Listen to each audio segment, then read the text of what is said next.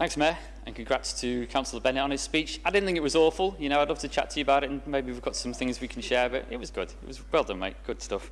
Yeah, so housing in the UK is a strange, fascinating and frustrating beast.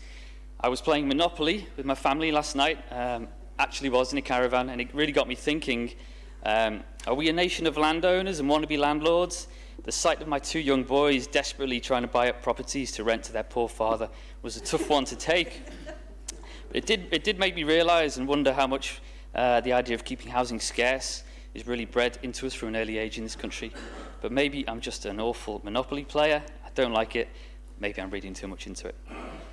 It's clear there's broad agreement amongst us here that the Green Belt is sacred and not to be touched. We can harness that agreement, and we have. It's a powerful force. But there's two sides to the Green Belt issue in my eyes. The first is about being against something. This has been clearly argued tonight and in the past, and it forms the basis for our meeting. However, there also is a need to be for something. The housing crisis is real. My kids that I was playing with last night, and those that I meet in local schools, will need somewhere affordable and decent to live. Now, it might be in another part of the country, it might be on the other side of the world, but a big part of me hopes that it's nearby, they settle down closer to home. I must admit, somewhat selfishly also, I'd rather try and avoid having to find £20,000 or £30,000 to help them pay a deposit, which might not be too far off. For that, we need homes, and lots of them. Wirral must do its fair share. And the left bank of the Mersey has an incredible opportunity to create a place worth living in and visiting. The Birkenhead 2040 framework is a beautiful thing. We should all head home after this meeting and watch the video, still on the council website promoting it. And we should also share it with friends, family and residents as often as we can. It needs constant support from members and from residents that are concerned about losing our green spaces. Public transport, of course, needs to be at the forefront. I'd encourage members to head down to Seacombe tomorrow. I think the Belfast Gliders had a respray. We can all go take a look at that. That may form part of the long-awaited mass transit solution for Birkenhead. I hope so.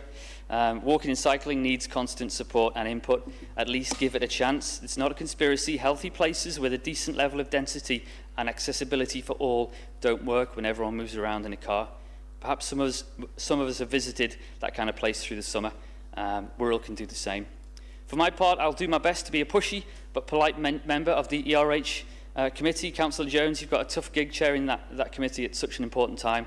I know we won't always agree on things, but I think we do really owe it to our residents to work together towards the same general goal.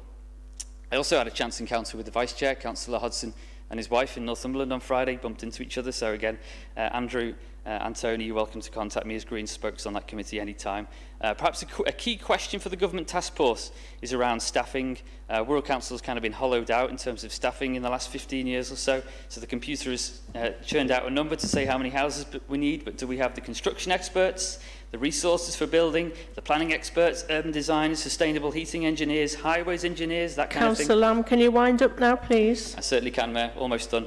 So why can't Wirral be a place that people can add to their holiday bucket list? Why should I have to go all the way to Northumberland to bump into Councillors Andrew and Cathy Hodson when I could meet them in Birkenhead instead?